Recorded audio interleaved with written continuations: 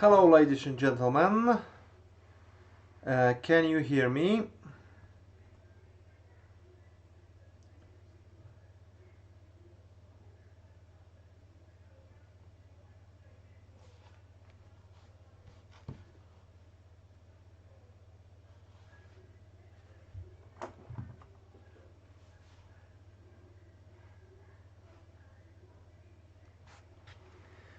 Also, I have not received from you yet any information about your interests, which will be important when I will be assigning the projects to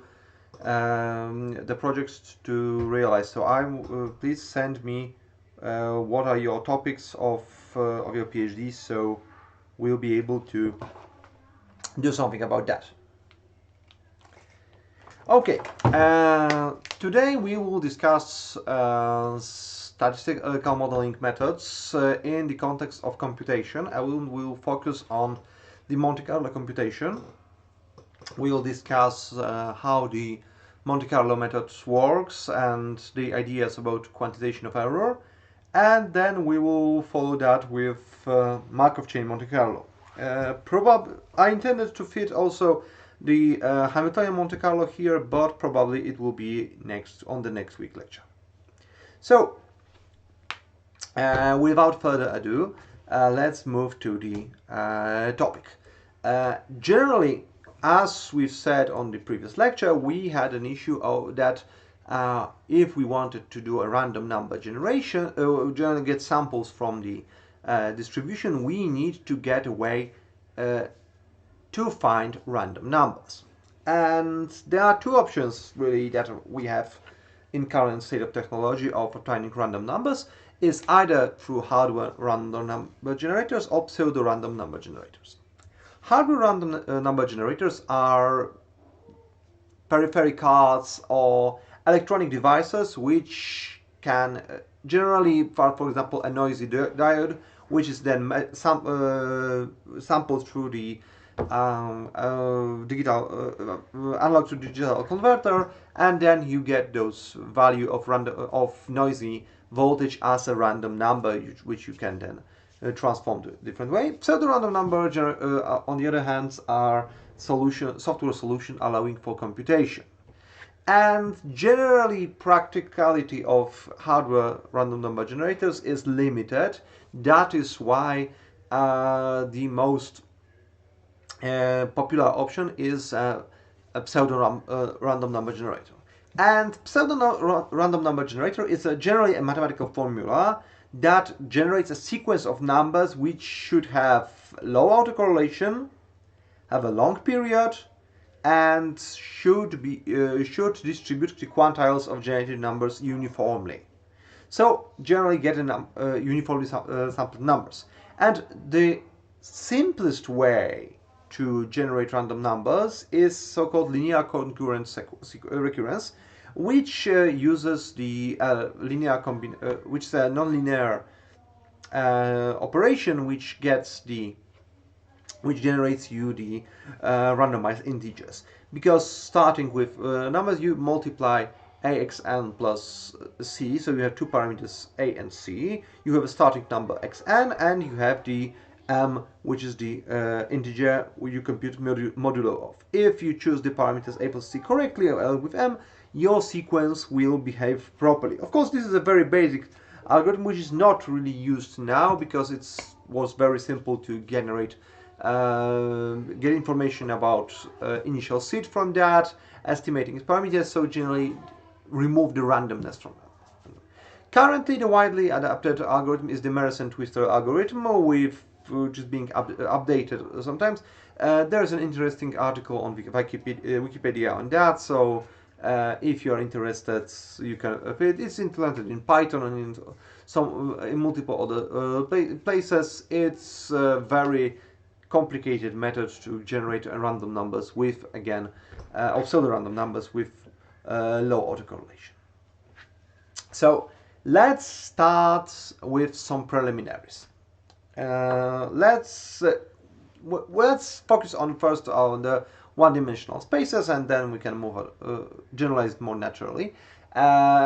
for probability distribution pi defined on over one-dimensional space and one point of x, x belonging to that space, we can define an interval of between minimal possible value of x and this value of x. This is an interval of all x's less than x. And the probability of that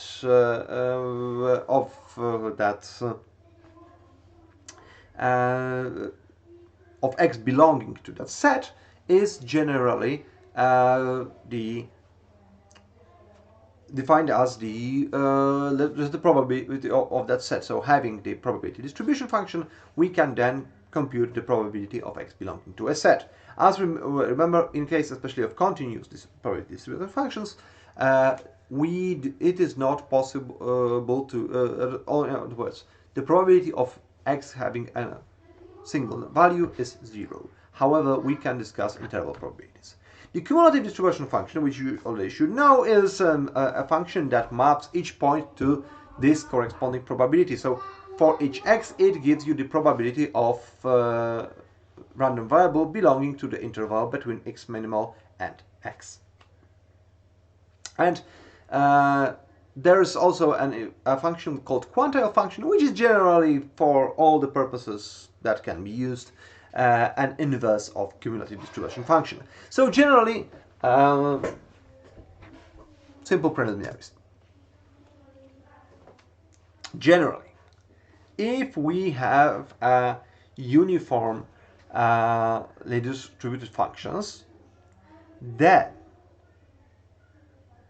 in one dimension it is very easy to generate samples from such one-dimensional distributions. Why? Because we can easily generate a sequence of uniform distributed numbers from 0-1 interval using some kind of pseudo-random number generator, and then we can get a sequence of values of the quantile function using the values, computed values. Those values will be a sample from the pi distribution. Having that, assuming that we have a simple the sequence of samples from the distribution pi, this sequence if we have a sequence of samples from the distribution pi, then for any real value integrable function f, there exists so-called a Monte Carlo estimator. And this Monte Carlo estimator is an average of values of that function in these points, values in these points. So, if we have samples from the distribution pi, then this estimator is asymptotically consistent. This means that as long as number of samples grows to infinity, the value of this average is equal to the expected value of function f using samples from the distribution pi, or in other words, a push forward of function f through a distribution pi. So, in other words, if we want to know what is the expected value of certain function f of probability distribution of the probability distribution of the random variable pi, then this expected value is asymptotically equal to the average of those function values in the if they are sampled from the distribution pi. So, moreover, Monte Carlo estimator is approximately normally distributed. That means that its distribution is normal with difference to of order n to up to minus 1.5.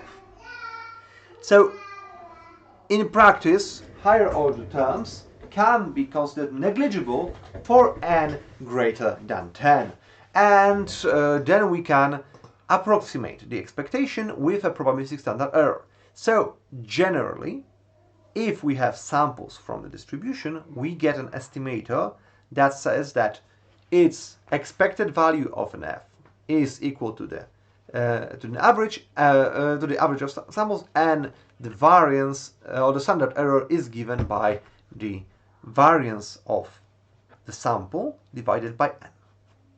So this value is called Monte Carlo standard error, and can be estimated from the sample as an average using average of this is the sample mean, this is the sample variance. So differences of values like a standard error estimator from the expected value of the differences between values and sample mean. And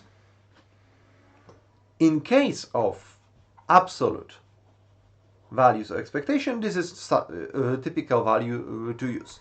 However, for small values of mean, so generally for situations where the expected value is small, we can often use the relative error, so the division between Monte Carlo standard error divided by the sample mean.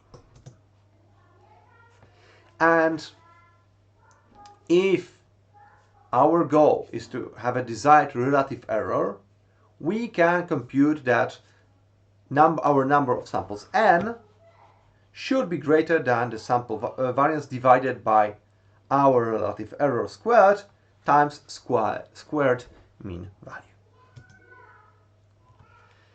Generally, from our samples, we want to use different kinds of functions in order to get information about the distribution, or to get analyze how the values of function are being distributed. Often, we are just interested in identity function, so just f of x equal to x. But in some cases, we might be interested in more complicated functions. For example, if we want to get the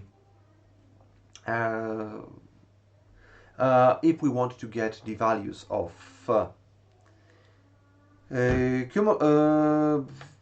if we want to, I see that in the chat that you have some problems with slides. Unfortunately, I cannot see that something else is going wrong. I'm transmitting in full HD, so the matter of fact is how internet behaves with that. If maybe you can adjust the quality and it doesn't help, then maybe then I'll just resubmit it because I'm also recording the presentation, so hopefully it won't be an issue. Either way, having that, if we have samples of that function, which one might be interested. For example, if we want to estimate, use our model to estimate probability or something like that, so we get the function of some kind of transformation of variables, we might want to compute certain values from those samples, like moments and cumulants, probabilities of certain events, histograms, empiric cumulative distribution functions, or quantiles. In a sense, moments are the most typical values of summarization of distribution. Of course, the most known are mean, variance, skewness, kurtosis. So those typically used in classical statistics to characterize a distribution shape. There's also cumulant functions, which are very similar to moments with slight differences, which might be used in specialized applications. In case of probabilities, it's much more specific case, because generally, in very practical applications, we often want to know if what is the probability that the function value will lie in the interval of interest. For example, if our model is predicting, giving the risk of illness, we want to know what is the probability that the risk will be greater than, let's say, 60%. So, in order to do so, we want to create an indicator function that will assign 1 for values of f belonging to the interval of interest, and 0 to other samples. And expectation is estimated exactly in the same way. So we use the function. As you remember, there was not too many requirements regarding the function f. It was to be integrable, which this one is, and it needs to be real value, which is also this one is. So the expectation that the probability that f belongs to the interval delta f is the expectation of the belonging to of this interval function, which is then average of values of the sum of values of the indicator function, which generally reduces to the number of samples in the interval divided by the number of samples in total. So that gives us the probability p. So this is the proportion of samples lying inside the interval. In case of the indicator function, it is relatively easy to determine the Monte Carlo standard error, because squaring doesn't happen in this case, because square of indicator function is equal to the indicator function, and the variance can be computed directly from the corresponding probability.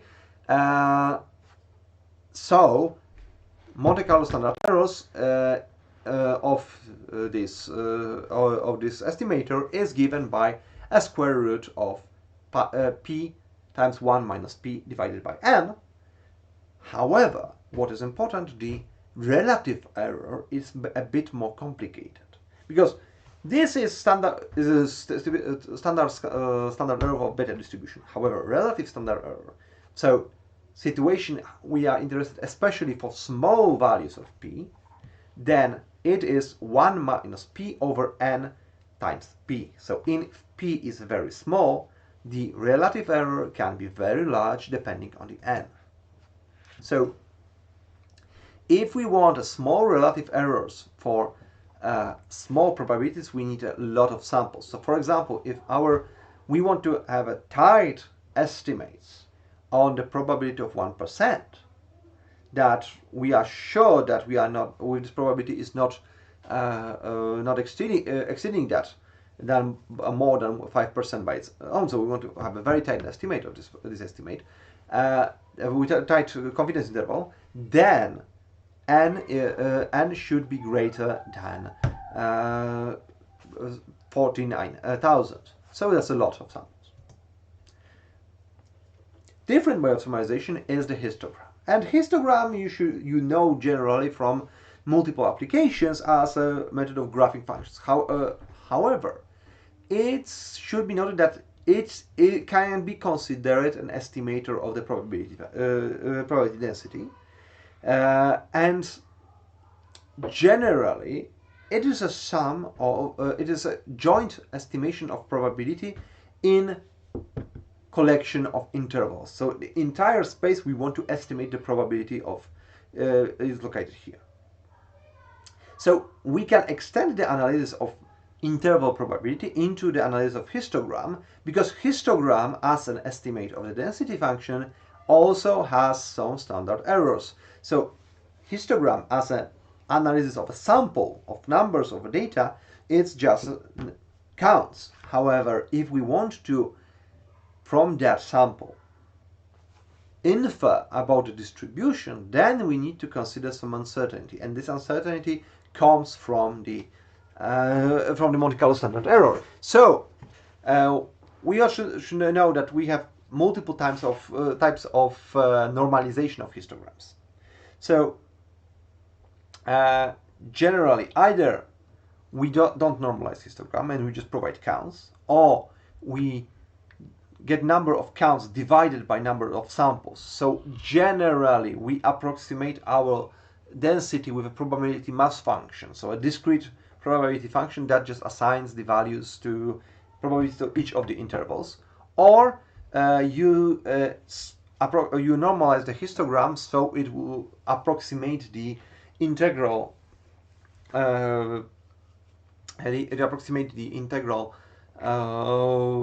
representation of continuous distribution, so you just want to have the integral of the entire histogram equal to 1. And different companion to the histogram is the empirical cumulative distribution function, which is the function that is the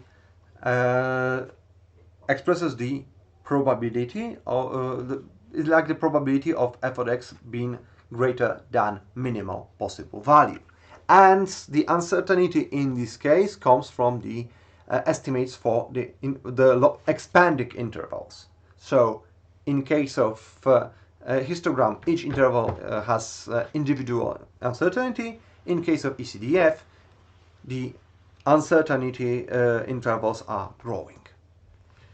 Finally, the inverse problem of determining probability of interval is our quantiles. And of course, the quantile is defined implicitly as a value p or yp that gives that for given probability p, the probability of the interval of y belonging to the interval between y minimal to yp. So generally, finding the values that constitute between minimal and p-value constitute the p% values of the sample. And in a situation that in the data we have a data point that corresponds to this situation, then of course we can get the yp equal to the proper value. Otherwise, if we want to get values that are not corresponding to that, then we need to interpolate it in a way that we get some value that is between these two. Either it's used linear interpolation or some more ambitious scheme depending on the goals. And of course, the low probability quantiles also will require a lot of samples to obtain low relative errors. Let's see something on examples to get let's get 1,000 samples for a normal distribution with a mean of 1 and standard deviation of 1.25. So we have standard deviation greater than mean, so we can get also to negative values. As we generate samples, we can see that our uncertainty regarding the mean, so the expectation of this function, is of course reducing over time. So with increasing samples, we get tighter and tighter bounds on the estimator. In case of histogram, as you can see, the uncertainty can be rather significant in some cases, because depending on those values, we can get larger values of the large values of uncertainty of Monte Carlo standard error, which you can see in this distribution that we have the lot of jumps, and those jumps are not really corresponding. So this gives us the Monte Carlo standard error of this histogram. So as you can see, this is a histogram with uncertainty. The uncertainty is more significant in the middle of the interval. When you compare it with the analytical result, so with our normal distribution function between with mean 1 and standard deviation of y/25, you can see that there's of course consistency with that, and mostly samples we cover in our Monte Carlo standard error. However, what is important is that binning in the histogram creation is taking a lot of effect and changes the behavior, because as you can see, if you cause binning, you divide your interval into the your sample set to large intervals, then you lose the shape of distribution. If you go too fine, you get a lot of noise because there will be a lot of changes. So the selection of the binning is difficult. However, what's important in case of histogram, you generally, from analysis of the figure, you can get what beans were being used, and you can get what kind of situation was happening. In case of different methods, it might be much more difficult. In case of ECDF, as you can see, it's also a relatively simple situation that the estimated errors are relatively consistent over the entire probability value range. Second example, a nonlinear transformation. So we will get the normal samples, but we will transform them using their inverse log function. So we will just get values between 0 and 1 depending on the value of x. And of course we will be using it for that implemented Python function xsplit and log it. As you can see, such change doesn't mean much because our samples are generally constrained to our interval, but the expectation converges to a concrete value. And also we can see that in the case of histogram, we can see that around the expected value, which we observed on the figure, we get, of course, more concentration. And the uncertainty is given here. And of course, we can compare it with an analytical push forward, and we get this situation. This histogram in such cases is also a good way to verify our analytical computation that we get it properly or not. Same situation with ECDF, where we can see how the error propagates. Finally, we will get the more complicated distribution, especially complicated in a way that it samples much more difficulty. Because we will consider a student t-distribution. With student t-distribution is a distribution that occurs in practice. It has many applications, especially in robust regressions and modeling of more, let's say, unpredictable phenomena. And it has a specific situation that it depends on a parameter called ni, which is the and this parameter is called the numbers of degrees of freedom. However, this is a historical situation corresponding to the specific situation, because this can be generally a real number. And what is important? The expectation of this distribution, as long as ni is greater than 1, is 0. However, for cases of smaller ni, it is undefined.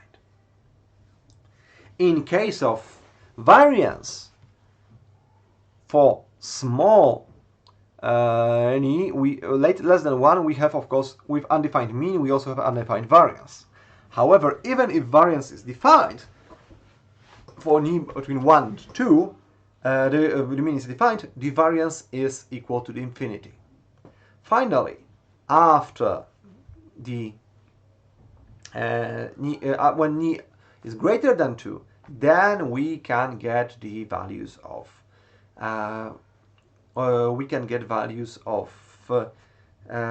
variance. And what can be observed here, when ni tends to infinity, our variance tends to 1, and generally student distribution tends to a normal distribution, standard normal distribution with 0 mean and 1 standard deviation.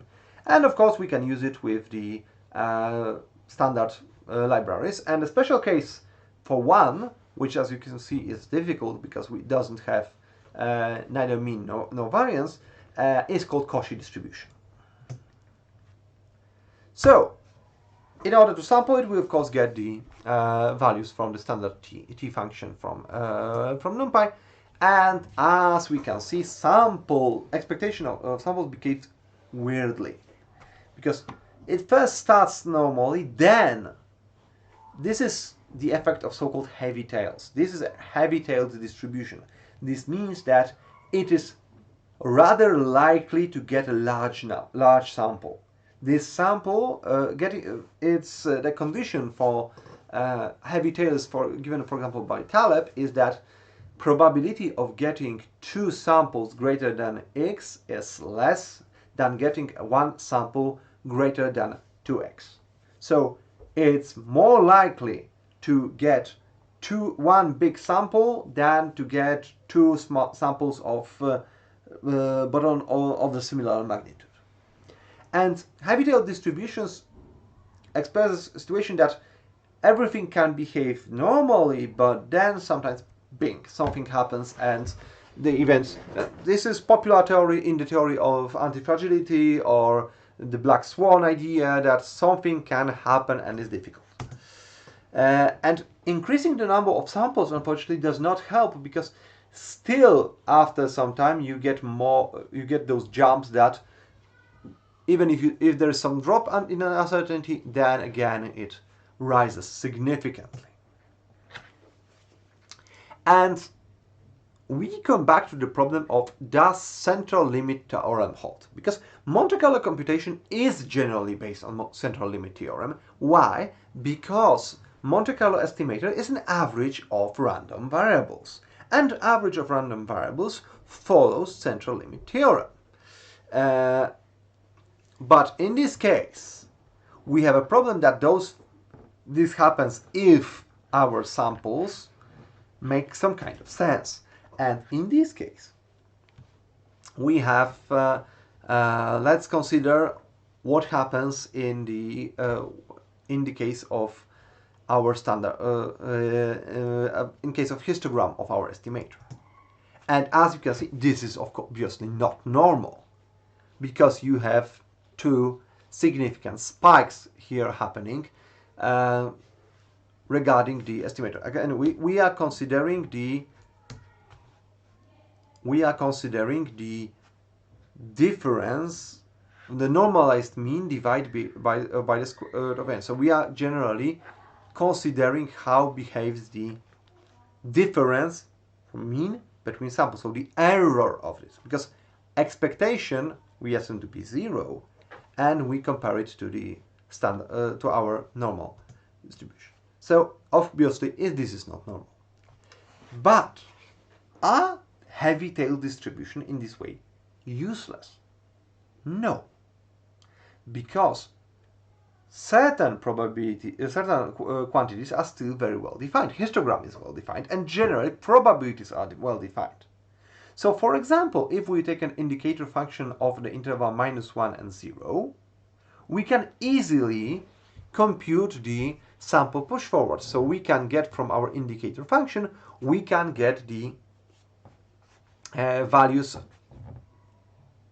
if x belong to the interval of interest, and using such function we can again consider how the probability behaves, and in this situation the expectation of probability. So again, we analyze the expectation of what is the expected probability of value belonging to the certain interval.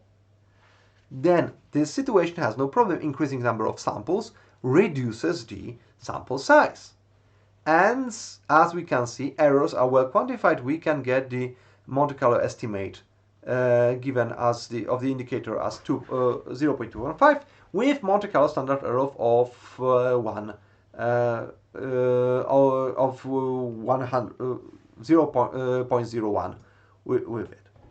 And if we move to the finite and existing mean but infinite variance, the similar situation can be observed, because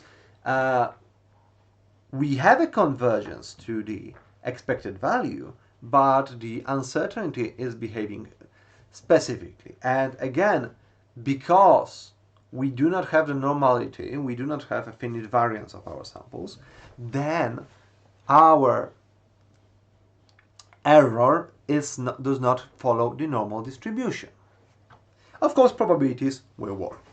And if we move to the student distribution which has a normal mean and variance, then there is no problem. The probability estimate is very reliable, and the error is normally distributed.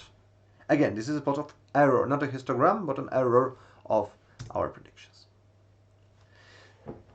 And this gives us the reason to do some analysis to how to verify if our estimators make sense or not.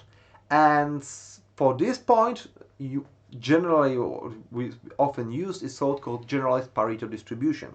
And this is distribution that is used to quantify the tail behavior, because this is a heavy-tailed distribution. So if it gives you heaviness of the tails, then your tails get and then you get an information that okay, there will be problems with variance, and generally problem of estimating parameters of the distribution can be formalized in the as Bayesian problem, but we don't do it here because we are not really want to use it as a model of our distribution. We want to use it as a test. There are reasons to have to expect the heavy tail distribution, and we can use the point estimator k hat by Zhang and Stevens, which is a useful diagnostic for that. And we do it by fitting k for tail of the distribution, and generally if k hat is greater than 0.7, there will be problems, and generally k hat less than 0.25 is a safe situation. And it works like this, that you just get you need to split the function into bulk and tails, and you do it by getting the samples that are on the left of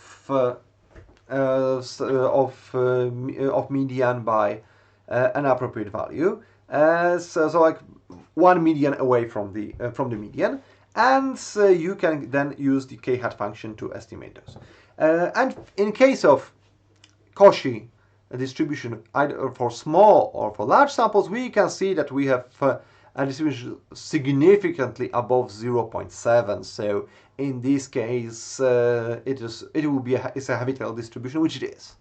In case of the t-student with infinite variance but finite mean, we have an issue that there is a larger value of k hat, but maybe I will increase it so it can be seen well. We have larger values of k hat, so we can expect there will be some problems. And in case of student t with 3 degrees of freedom, the k hat is very small, so it's non-problematic. And in case of normal distribution, it's even negative, so we just have to care about that at all. Okay. So let's have our main takeaways about Monte Carlo is that Monte Carlo sampling, as long as the distribution is well posed, offers valuable estimates and error quantification. Each probability estimate, either it's a histogram or interval estimate or quantile estimate, has its own error. If samples are not consistent with the distribution, or the distribution lacks necessary moments in order to be computed. So for example, we want to get a variance which does not exist. There were issues, and you can using tile diagnostic, you can get some kind of information about your distribution, what is happening. But the issue is that generally Monte Carlo sampling is relatively easy in one dimension.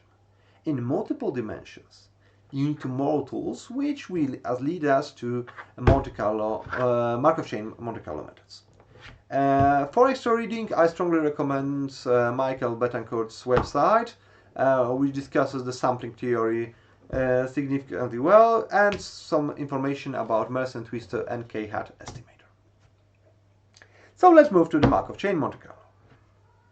And well, this might be a bit complicated in the first, because Markov transition distribution is something that generally says that what is the probability of moving from point Q to point Q with a hat. So it goes from one point, so it's for given 2 points, Q and Q hat, Q prime. What is the probability of Q getting to Q prime given that we started in Q? Which is of course depending on the parameterization of our space. For example, in a two-dimensional space, we have vectors Q1 and Q0. And assuming certain independence, we can get that we want to have what is the probability of going to Q11, Q12 from Q10, Q20. So if the movement in both variables is independent, then of course those will be two independent situations, and the probability of movement will be a normal distribution conditional on Q0 and either 1 or 2. So in this case, it will be just a normal distribution of Q1 1 minus Q01, and similar with a given sigma. Example, let's start with the point 0, 0. Let's get the possible movement of values, assuming that sigma is equal to 1. We've given a random seed. Let's start with point Q0 and move through and get samples of possible movements from that with independence of movements. So as you can see, from point 0, 0, we have, like, for example, 50 possible movements, points where we can move to from 0, 0 to here, conditional on that distribution. When we move, the transition is realized. So starting from that point, we move to here.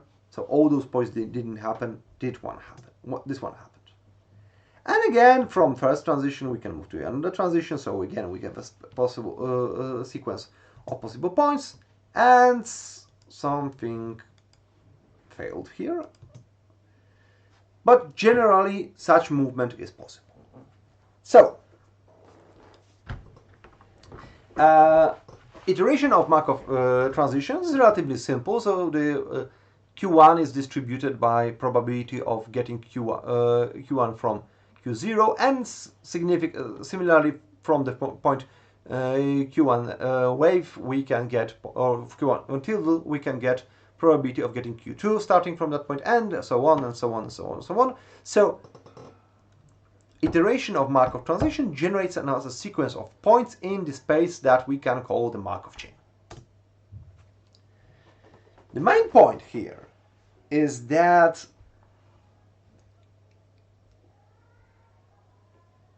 if there is a probability distribution that is preserved under Markov transition, which means that if we integrate such situation, so we marginalize Q prime from this distribution and we get the same probability, this is called as a stationary or invariant distribution of the Markov transition distribution. And well-behaved transition of Markov transition distribution admit uniquely defined stationary distribution. So it is not possible to find multiple such things for well-defined transition distribution. And what is most important, that Markov chains will wander through the stationary typical set. So the typical set of the stationary distributions.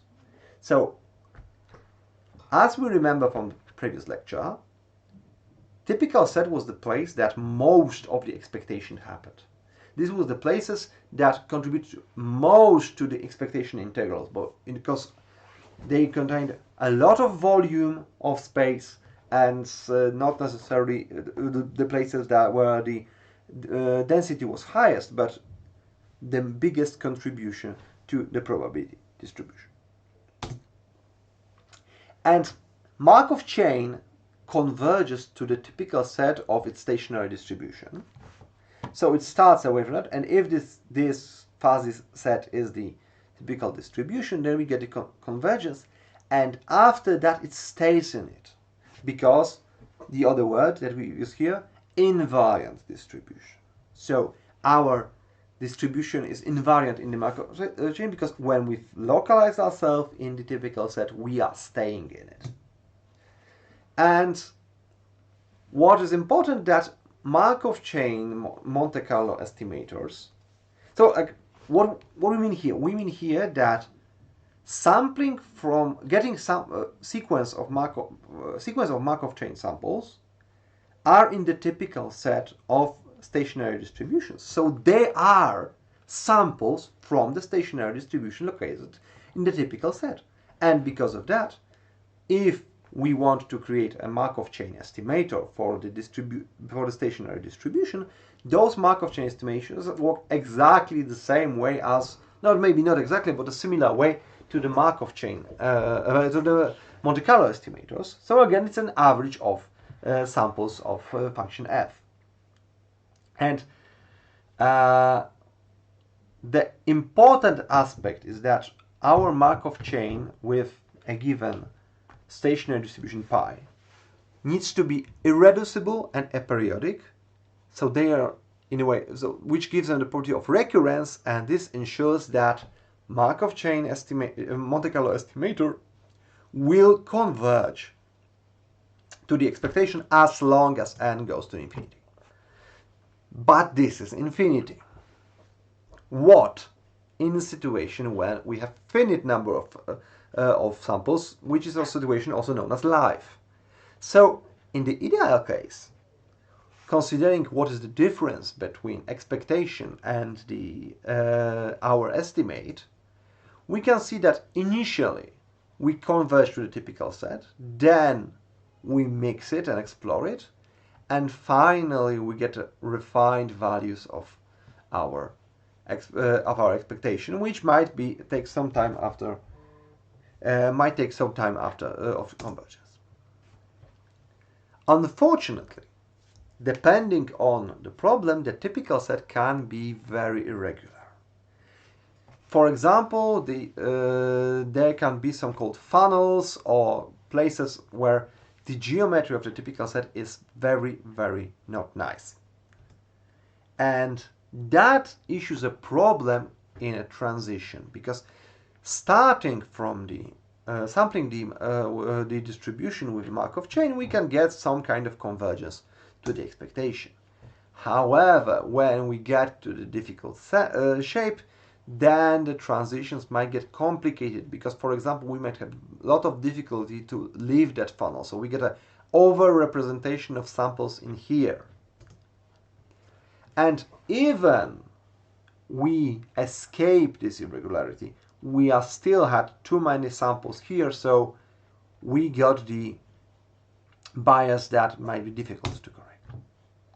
Also, the problem is that in finite cases, if the typical set of the distribution is not necessarily a connected space, or general distribution is multimodal, then one mode can draw the Markov chain totally and ignore the situation. And if we are not careful, we think, okay, we've explored the set, and we do not know that. We do not know how it will look like, because the expectation is much more complicated. The analysis of the set is much more complicated. So we don't know that. So we must stop too early, and after some time, we might move away from the equilibrium.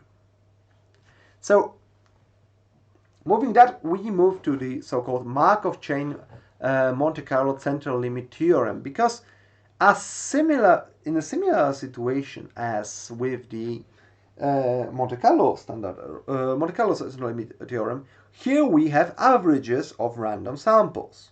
So they should behave approximately Gaussian.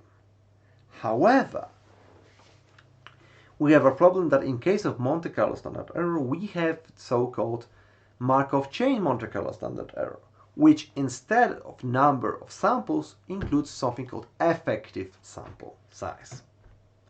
And effective sample size generally is a measure of how the given Markov chain is autocorrelated with itself. So of course we would like it to be equal to n. So we want to have no autocorrelation, and in that case we get n divided by 1. And autocorrelations are of course given by the cross correlation between those two samples divided by sample variance.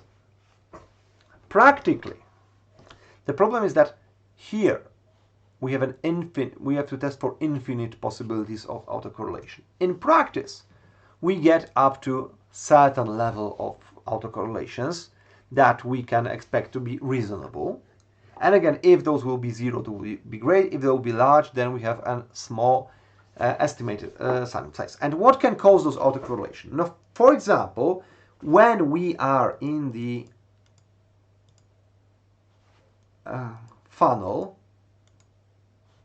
here, so we are getting samples very close to each other, they are strongly autocorrelated with each other.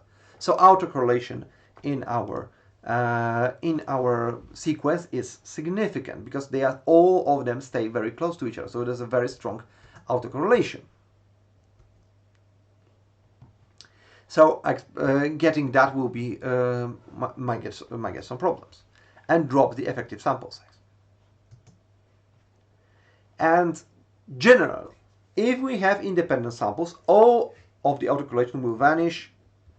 Estimated sample size is equal to n. A Markov chain Monte Carlo standard error reduces the Monte Carlo standard errors. Second case is when we have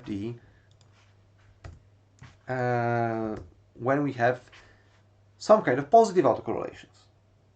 So in that case, the effective sample size is smaller because n Monte Carlo standard error rises, because in that case n is divided by something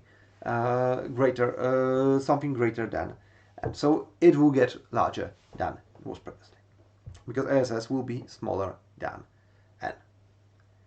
In a very special situations, we can have negative autocorrelations, which can actually enhance the effective sample size relatively to the total number of iterations, which then decreases the Markov chain Monte Carlo standard error below the Monte Carlo standard error. But this is unreliable. It might happen for one initialization and not happen for another. You cannot design an algorithm that will ensure that. So we get so-called an estimated central limit theorem, which gives us the error quantization as the Monte Carlo Markov chain standard error given by square root of sample variance divided by the estimated sample size. And that's one method of diagnostics. The other thing is that how do we verify if our samples are coming from the typical set? So we, for example, look for stationarity. So we look for the situation where the exploration of individual variables is consistent. For example, they are located in one neighborhood. However, we can get a situation that is very complicated, like freezing, that what I've shown before. The samples are staying close to the funnel, so they are not moving, and that introduces biases later, because there's very, very little movement around that. If we cut our chain too short, then we might not observe that situation. We just get a wrong computation. And this is a very difficult case in case of Bayesian computation, is that if we are not careful, our computation can be wrong. And it won't scream at us about that. That is why Hamilton and Monte Carlo is very good, because it screams at us that we did something wrong, and we'll discuss it next week.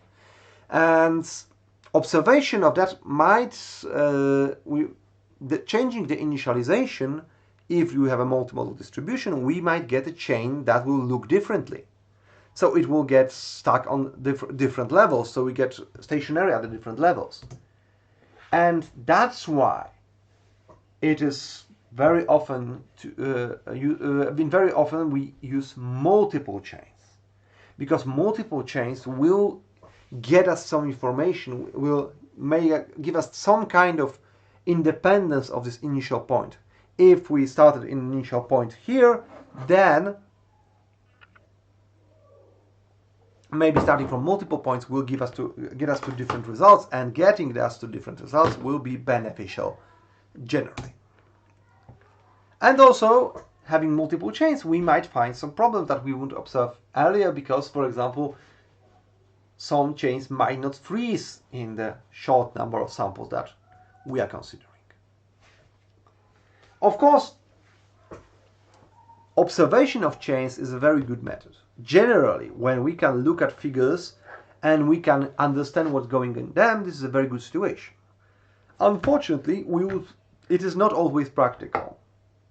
And that's why we want to get some kind of methods for diagnostics that will just give us a number, good, bad, to automate something, to operationalize something. And for that we use such quantities like, for example, within chain variance. So this is just a value of empirical average of the square of Markov chain Monte Carlo standard errors.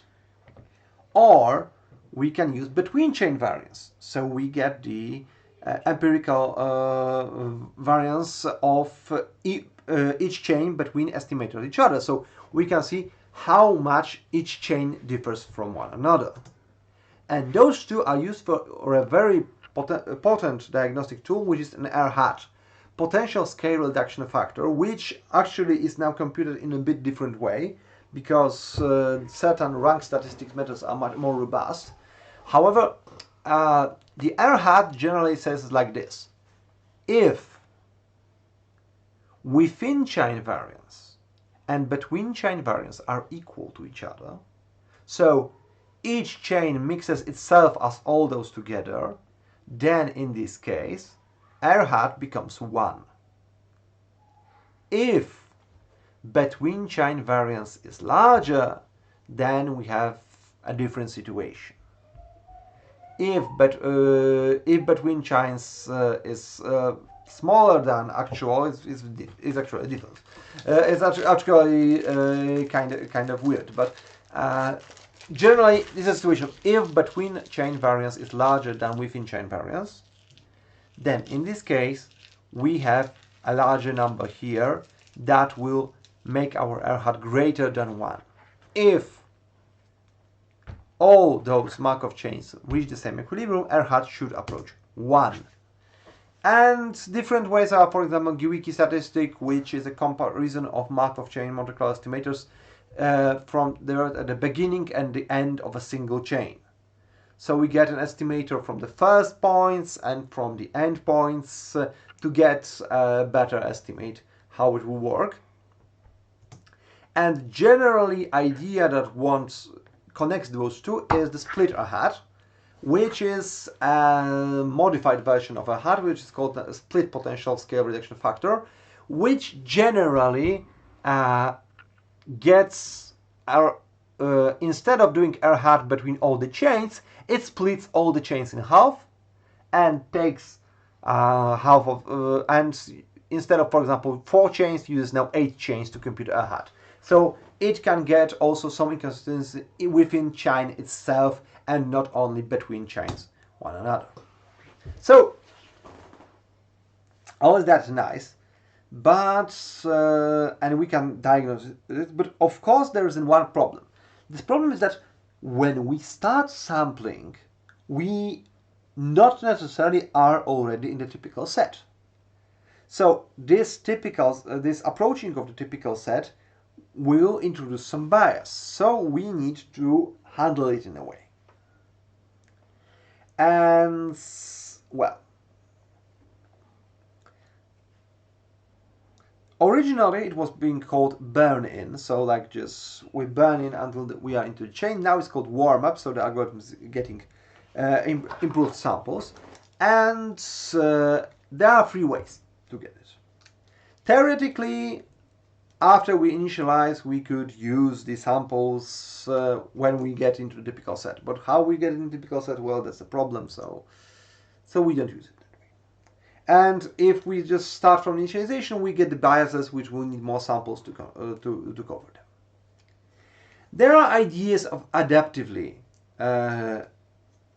deciding that, oh, we're in.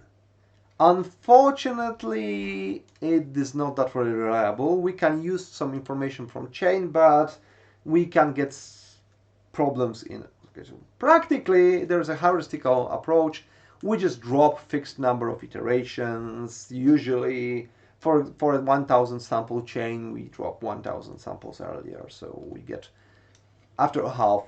This is a default, for example, in Stan, which is a good approach to get started. And we now go to the conclusion of this discussion. So how to get my Markov chain with a desired stationary distribution? Because we know that Markov chains can have stationary distributions as long as we provide them with certain conditions. But how to get a recurrent Markov chain with a given distribution? And that was solved by Metropolis and Hastings, so-called, which is one, in an algorithm which was called one of the most influential algorithms of the 20th century. It was created in Los Alamos laboratory, the same one where the Project Manhattan was done. And generally, the idea of the algorithm is as follows. First of all, we get some kind of proposal distribution. This proposal distribution is a distribution that we can generate samples from. For example, a normal distribution. Normal distributions are nice because we know how to sample them even in multiple dimensions. If we get the sample from the proposal distribution, then we compute something called acceptance probability between the initial point and the point sampled from this proposal distribution. And this is computed as a minimum between 1, so we cannot get greater probability than 1, and certain correction term which contains both the proposal distribution terms and the desired distribution terms. So when our samples are differing from each other, we need to know how to get the probability distribution. And then we can define the Metropolis transition as a mixture of jumping to the proposal with a probability equal to A from Q prime Q and staying at the initial point with a probability of 1 and minus A times Q minus Q.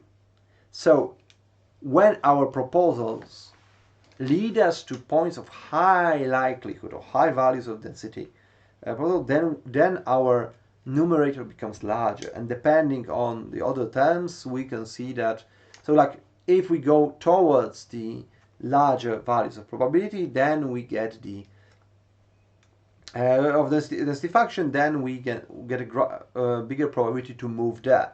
If we move to the areas of small probability than previously, so Q prime is P of Q prime is less than P of Q, then the probability is smaller. However, because we allow ourselves always to get some kind of probability of transition, then in this case there will be no risk of getting stuck in some kind of minimum of the function, because there's always a chance to move away.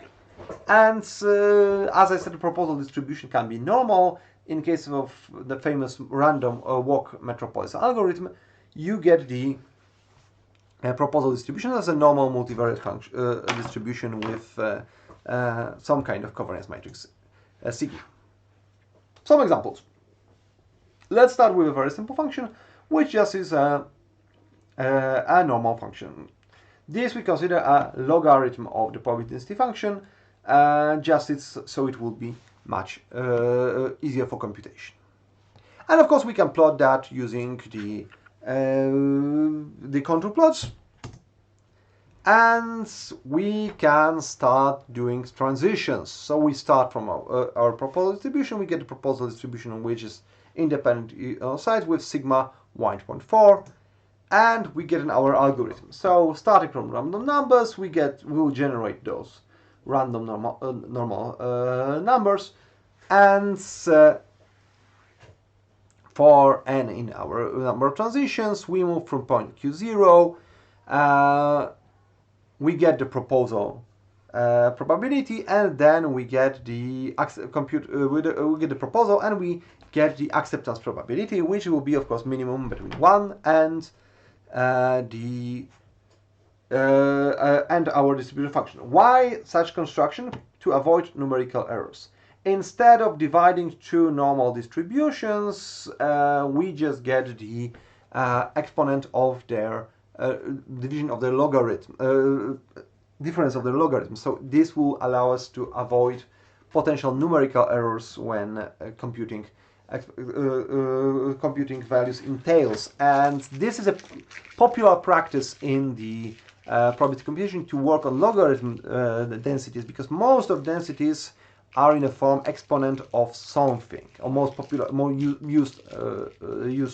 And in such case, those in tail values, you get very, very small values of probability density function, which can get lost in rounding errors. And if you work on logarithm, that situation won't happen.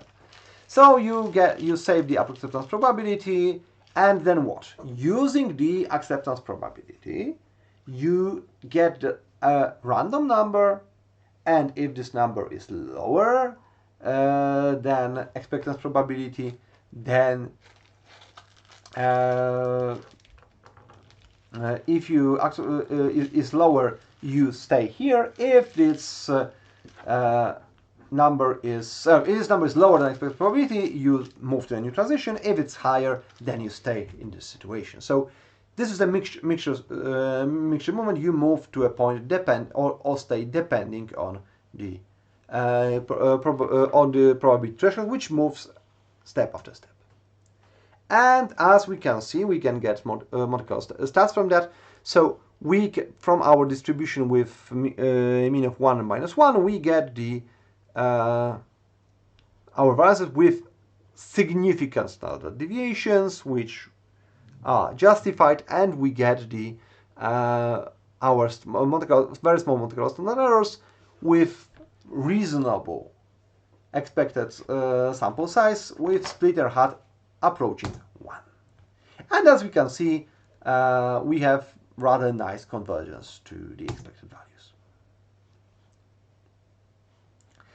In a two-dimensional space, we first get this transition initial to get to the neighborhood of the typical set, and then we start to covering it, moving around again, covering it fully.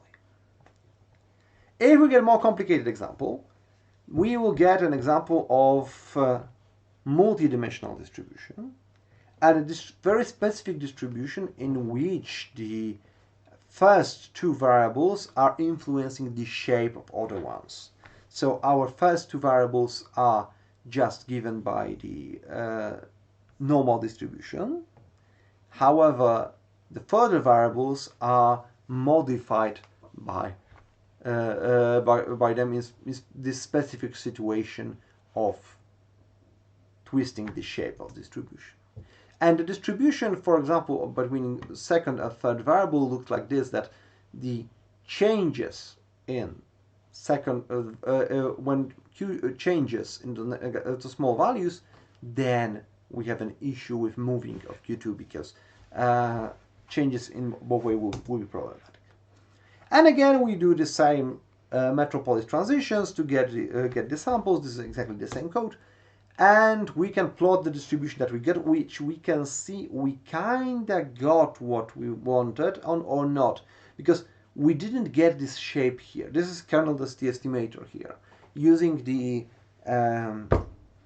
histograms in 2D is more difficult, and so we use the two-dimensional distribution visualization using kernel density estimator, and as we can see, like, oh, there are two maxima or something like that. There are some problems.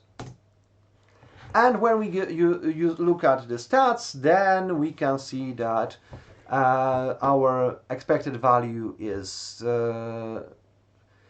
we are getting large standard deviations here. We have very small standard expected sample size. This is a problematic situation. R hat is especially problematic. And as we can see, the convergence is, instead of going to 0 values, it goes somewhere. And if we increase the number of samples to try to cover it, so we have, instead of 1,000, we'll get 100,000 samples, and look over all the variables, then as you can see, from 100,000 samples we don't getting anything good. We get very small expected sample sizes, and chain samples also are not necessarily very informative in this situation.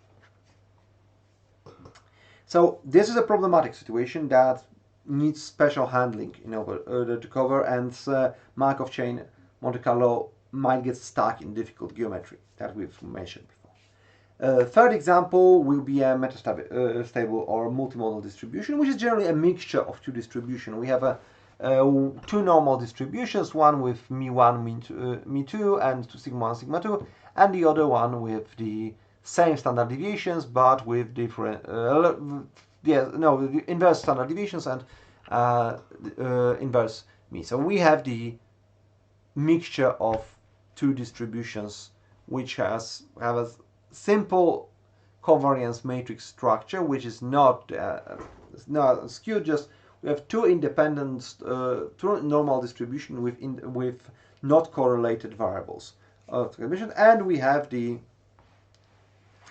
our log probability distribution, and we have a probability of getting a mixture of probabilities to get the insert value is either this one or this one. Okay. And the density contours look like this. So as you can see, we have independent situations in both variables here and here. So nothing really changes. And again, same situation, same algorithm. We compute the expected probability and then apply Metropolis corrections to get the proper transition, and we get a situation that we get some kind of expectations from our distribution which have reasonable expected sample size and reasonable splitter hats. And the problem is that what we can see here, we've followed only one of the modes of distribution. As you can see here, moving to this mode is completely avoids samples from here, so we do not get the proper coverage of the situation. Increasing the number of samples, of course, gives us the oh, I think I haven't run that one. This was, let's run it again. So as you can see, it takes some time because we need to do a for of 200,000 samples and to see if it will help us moving away from the transition. So when we move here, our statistics show that again we have a lot of samples. Well, here we get the mean and which will get, and you can see expected sample size is weird. It is very small, large Monte Carlo standards, large standard deviation. There are ginormous R hats. Why? Because of course our chains are not mixing. So in this case, our chains are just switching from one mode to another, which I think I need to move to the code here, because otherwise the contours won't be visible. Okay, as you can see, it starts here in covers, and finally, after some large number of transitions, it finally moves to the second mode. So this was terribly sampled situation that we just didn't have a coverage of it. And this is a very complicated situation, and this is a realistic situation. the realistic situation that comes actually not from computation, but from ill-defined model. Because generally, in most situations, when we have two modes that are really likely, we should be able to remove them some way. For example, by specification of different prior distribution or changing something else. And getting such situation is very difficult, and moreover, representation of them, you cannot summarize such values, because even if you compute expected values, it will be somewhere here, and that says nothing. That's the problem, and in higher dimensions, visualization will be much more difficult. This is not the case in, for example, machine learning, where in deep learning networks you have very similar minima to each other, that finding one does not necessarily make it that it's worse than possibly others, that even global minimums are not significantly smaller than the local ones. So here, just getting the representation, you don't have the information about the parameters of the system right way, and it might cause from either in the problems with identifiability of the model, or it might come from the issues with the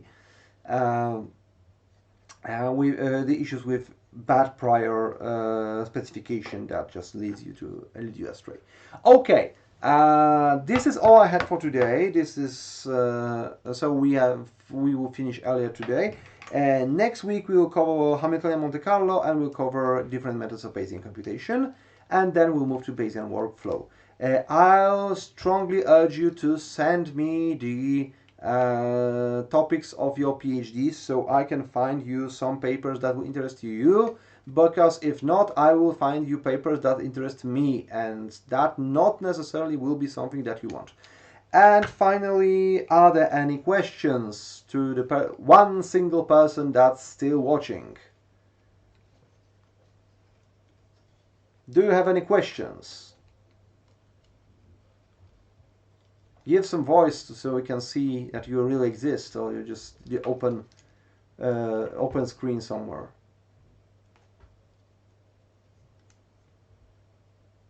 I'll just wait for the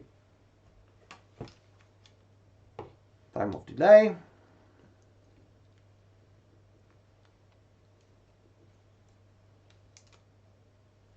Okay. Thank you, Mr. Prikotchenko, for being here, and thank you for staying, and have a nice evening to you and to all the listeners that will listen at some times later. Have a nice time for your time. Okay, thank you very much, and good night.